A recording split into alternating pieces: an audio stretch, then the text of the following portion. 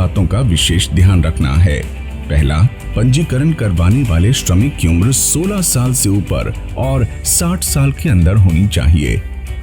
दूसरा, श्रमिक income tax का भुगतान नहीं करता हो। और तीसरा, श्रमिक ईपीएफओ और ईएसआईसी के सदस्य न हों। अगर श्रमिक ये सभी शर्तें पूरी करते हो तो आप उनका रजिस्ट्रेशन कर सकते हैं।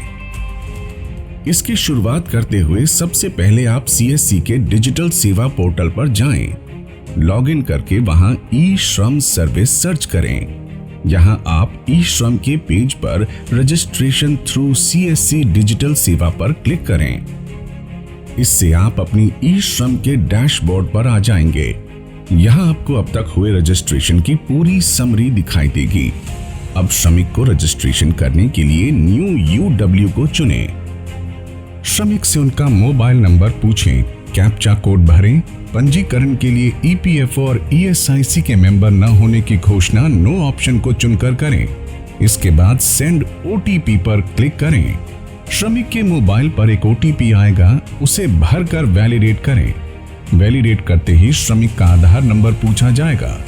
आप श्रमिक से उनका आधार नंबर लेकर उनकी आधार संख्या भरें। ई-केवाईसी के लिए आप श्रमिक की फिंगरप्रिंट, आंखों की आइरिस या फिर ओटीपी में से किसी भी एक विकल्प को चुनकर सबमिट करें।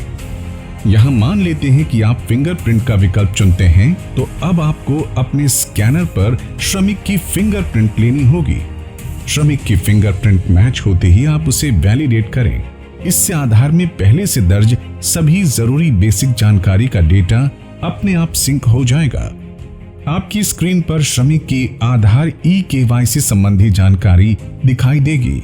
इसके बाद इस प्रोसेस के 5 चरण हैं जिन्हें आपको फॉलो करना है। इसमें सबसे पहला पर्सनल इंफॉर्मेशन है। पर्सनल इंफॉर्मेशन पर क्लिक करें और श्रमिक से पूछते हुए सभी जानकारी भरते चलें। सेव एंड कंटिन्यू पर क्लिक करें। इससे आप दूसरे चरण यानी एड्रेस पेज पर पहुंच जाएंगे। यहां आप श्रमिक का स्थायी और वर्तमान पता भरें। सेव एंड कंटिन्यू पर क्लिक करें। इससे आप तीसरे यानी एजुकेशन और इनकम संबंधी जानकारी वाले पेज पर आ जाएंगे। यहां आप श्रमिक की शैक्षणिक योग्यता और मासिक आय का विवरण श्रमिक से पूछकर भरें। यहां आपको श्रमिक की शैक्षणिक सर्टिफिकेट और इनकम सर्टिफिकेट लगाना जरूरी नहीं है। सेव एंड कंटिन्यू पर क्लिक करें। अब आप चौथे चरण यानी ऑक्यूपेशन मतलब श्रमिक के पेशा और स्किल वाले पेज पर आ जाएंगे।